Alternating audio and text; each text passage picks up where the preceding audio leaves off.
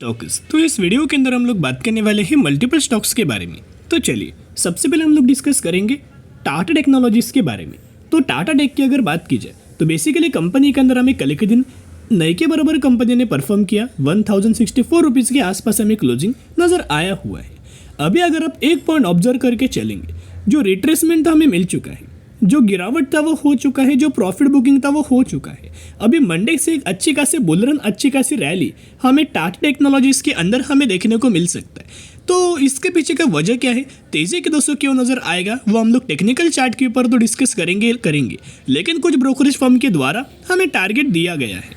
पिछले एक महीने का परफॉर्मेंस अगर आप ऑब्जर्व करके चलेंगे तो बहुत सारे लोगों के द्वारा हमें बहुत ज़्यादा प्रेशर क्रिएट हो रहा था, बहुत ज़्यादा पैनिक हो रहा था, क्योंकि लगातार कंपनी के अंदर गिरावट दोस्तों हो रहा था। लेकिन टेक्निकल चार्ट के ऊपर दोस्तों हमने आपके साथ इन्फॉर्म किया था कि एक इंपॉर्टेंट लेवल्स था, और यही लेवल से मल्टीपल टाइम जो टाटा टेक्नोलॉजी है वो यही लेवल्स के ऊपर सपोर्ट लेते हुए देखने को मिला हुआ था। एंड ऊपर से लगातार एक पैरेलल चैनल का जैसे कंपनी ने ब्रेकआउट दिया वैसे हमने आपके साथ इन्फॉर्म किया था कि इसी लेवल से एक अच्छी खासी तेजी आ सकता है। एंड करेंटली अगर आप देखोगे एक महीने में कंपनी के द्वारा 6.5% तक का तेजी आपको यहाँ तो शो हो रहा है, लेकिन ओवरऑल बेसिस की पर 15% तक का तेजी हमें टाटा टेक्नोलॉजीज के अंदर नजर आ चुका है। देखिएगा, the Tata technology share up 15% from 52 week low levels, this will up move continue. अभी अगर आप यह ऑब्जर्व करके चलेंगे, इसी आर्टिकल्स के अंदर, इसी डेटा के अंदर हमें ब्रोकरेज फर्म के द्वारा टारगेट दिया है। तो क्या है, अलग अलग ब्रोकरेज फर्म के द्वारा, अलग अलग एनालिस्ट के द्वारा अलग अलग टारगेट दिया है।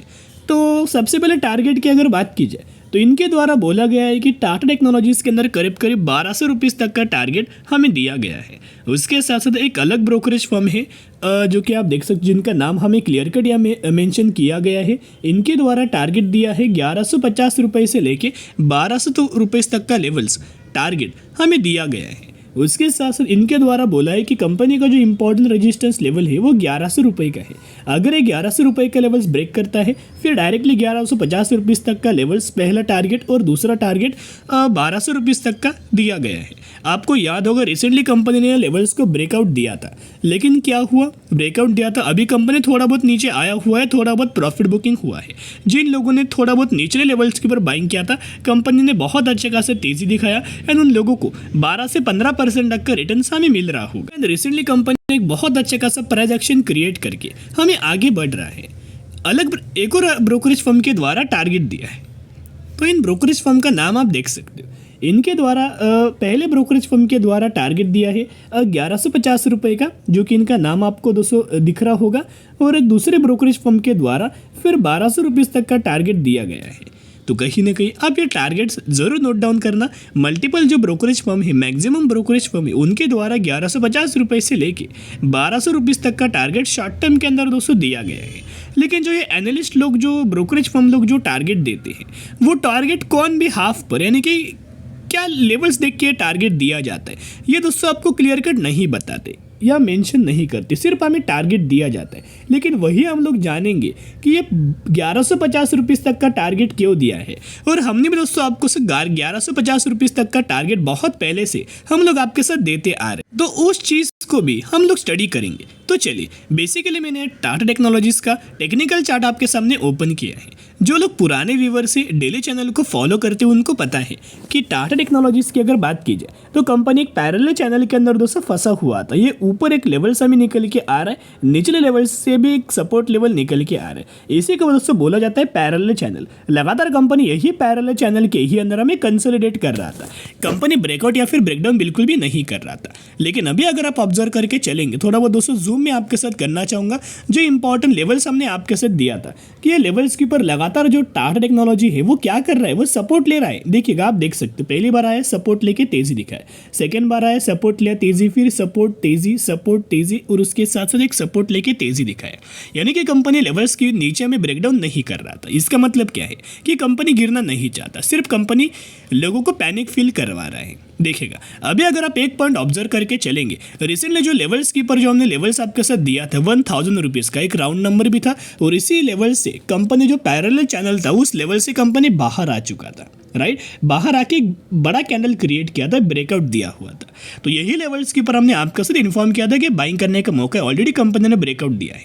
उसके बाद अगर आप ऑब्जर्व करके चलेंगे तो फाइनली कंपनी ने जो 1100 रुपये तक का जो लेवल है वो रजिस्टेंस लेवल बोला जा रहा है, वही लेवल से कंपनी थोड़ा बहुत नीचे आया हुआ है, लेकिन उसी से एक प्राइस एक्शन क्रिएट हो रहा है। इसे गिरावट नहीं बोल सकते, इसे एक प्रॉफिट बुकिंग भी आप बोल सकते हो।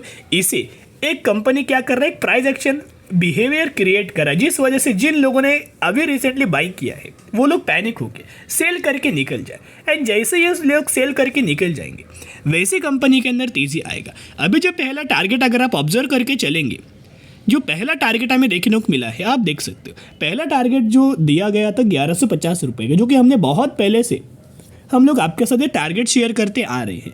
ये टारगेट क्यों दिया, क्योंकि प्रीवियसली अगर आप ऑब्जर्व करके चलेंगे ये ऑलमोस्ट लो लेवल्स हमें पहला निकल के आ रहा था, ये जिस वजह से इंपॉर्टेंट लेवल से। तो सबसे पहले कंपनी ये लेवल्स को बहुत इजीली बहुत कम दिनों में पहला टारगेट कंपनी अचीव करेगा, और जैसे ही कंपनी लेवल्स को ब्रेकआउट देगा फिर जो कंपनी का लाइफ टाइम वाला है लेवल से टॉप का, उस लेवल्स के ऊपर हमें टारगेट कंपनी अचीव करेगा जो लेवल से 1340 रुपये का। यानी एक बार कंपनी 1340 रुपये का लेवल्स को अगर निकालता है फिर हमें 1500 1600 इस तरीके से टारगेट्स हमें देखने को मिल जाएंगे। एंड रही बात इनके पैरामीटर्स के, तो बिजनेस आपको बताए कि कंपनी फंडामेंटली कितना ज़्यादा स्ट्रांग है, तो पैरामीटर्स भी जानना इंपॉर्टेंट है। तो चलिए पैरामीटर्स के ऊपर हम आ चुके हैं।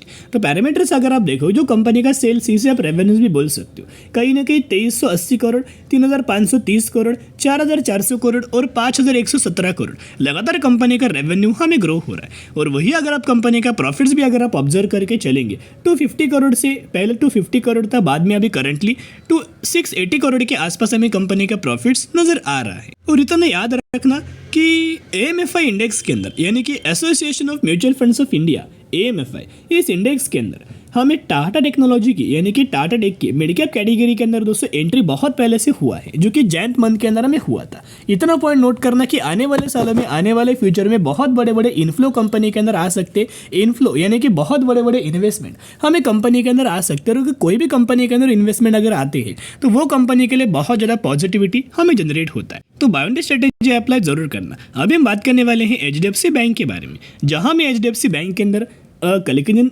ऑलमोस्ट 1% तक की गिरावट नजर आया है। 1625 रुपये के आसपास हमें क्लोजिंग नजर आ चुकी है। HDFC बैंक को लेके भी बहुत अच्छे खासे हमें खबर निकल के आए हैं, अपडेट निकल के आए हैं। तो डेटा आपके सामने ओपन किया है, 8 घंटे पहले ये अपडेट हमें निकल के आया है। देखिएगा, the HDFC bank trading volume surge over 22 crore shares change hands as MSCI rejig. यानी कि करंटली अगर आप ऑब्जर्व करके चलेंगे, जो MSCI इंडेक्स है, राइट, तो MSCI इंडेक्स की अगर बात की जाए, उस इंडेक्स के अंदर HDFC बैंक प्रेजेंट है। तो उसके अंदर जो HDFC बैंक है उसके अंदर कहीं ना कहीं एक बहुत बड़ा एक ब्लॉक डील आप बोल सकते हो कि 22 करोड़ शेयर्स हमें चेंज हैंड्स हुए हैं। यहाँ दोस्तों सेलिंग भी हुआ है, 22 करोड़ शेयर्स की सेलिंग भी हुआ है। लेकिन जैसे 22 करोड़ शेयर्स सेलिंग किया गया HDFC बैंक के अंदर बड़े प्लेयर्स के द्वारा, वैसे दूसरे बड़े प्लेयर्स के द्वारा वही दोस्तों शेयर्स हमें बाइंग किया गया। तो ये कोई नेगेटिव पॉइंट नहीं, बल्कि बहुत अच्छा खासा पॉजिटिव पॉइंट हमें निकल के आ रहा है। अगर दोस्तों सिर्फ यह सेलिंग किया जाता तो हम लोग बोल सकते थे कि यह नेगेटिविटी हमें स्प्रेड हो सकता है और थोड़ा बहुत कंपनी और ज़्यादा हमें वॉलेटाइल मोमेंट हमें क्रिएट कर सकता है, राइट। लेकिन अभी अगर आप ऑब्जर्व करके चलेंगे तो एक ने शेयर बेचे हैं, दूसरे ने शेयर्स बाइंग किए हैं। तो ये नेगेटिव पॉइंट नहीं है, बल्कि ये बहुत अच्छा खासा पॉजिटिव पॉइंट हमें निकल के आ रहा है। अभी हम आ चुके अगले अपडेट के ऊपर। तो ये अगर आप अपडेट्स ऑब्जर्व करके चलेंगे तो एक बहुत बड़ा ब्लॉक डील्स हमें हुआ है कुछ कंपनीज के अंदर पिछले हफ्ते में। जैसे कि आप देख पा रहे होंगे किन किन कंपनीज का नाम है, HDFC बैंक, इंडिगो, RVNL, इन 3 से 4 कंपनीज के अंदर बहुत बड़े बड़े ब्लॉक डील्स हमें नजर आए। एंड कहीं ना कहीं अगर आप ऑब्जर्व करके चलेंगे, तीनों के तीनों कंपनी गिरावट के ही अंदर हमें ट्रेड कर रहे हैं।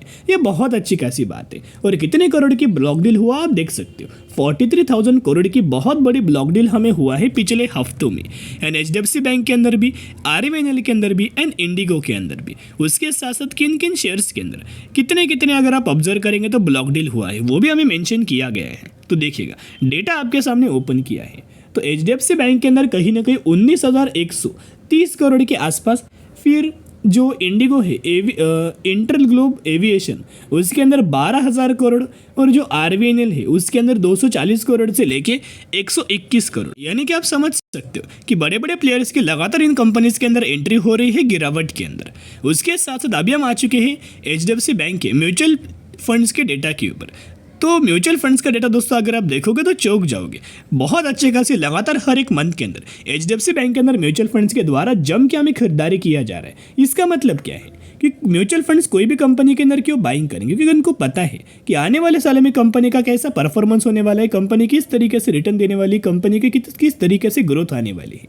तो जो तेजी आएगा वही अपॉर्चुनिटीज़ को दोस्तों मिस नहीं करना चाहते, वो अपॉर्चुनिटीज़ को ये ग्रैब करना चाहते। और इसी वजह से हर एक मंथ का डेटा अगर आप देखोगे, Feb, March, April, May, June and जुलाई लगातार म्यूचुअल फंड्स के द्वारा जम के हमें खरीदारी किया जा चुका है। तो जरूर बाय ऑन स्ट्रेटेजी अप्लाई जरूर करना। अभी हम आ चुके हैं HDFC बैंक के टेक्निकल चार्ट पैटर्न्स के ऊपर। तो ये HDFC बैंक के लिए इंपॉर्टेंट रेजिस्टेंस लेवल है लेवल से 1720 रुपए का। फिर आज सपोर्ट लेवल निकल के आया हुआ है करीब 1600 रुपए का, राइट। इसी लेवल्स के बीच में कंपनी अभी ट्रेड कर रहा है। पहले भी यही लेवल्स के ऊपर 2 बार कंपनी के द्वारा हमें रेजिस्टेंस लिया गया है, आप देख सकते हो रेजिस्टेंस लेके गिरावट हुआ है, राइट। लेकिन बहुत ज़्यादा चांसेस है कि बहुत जल्द हमें HDFC बैंक के अंदर जैसे कंपनी लेवल्स को क्रॉस करेगा ना, आप देखते रह जाएंगे इतने बड़े बड़े टारगेट्स हमें देखने को मिलेंगे।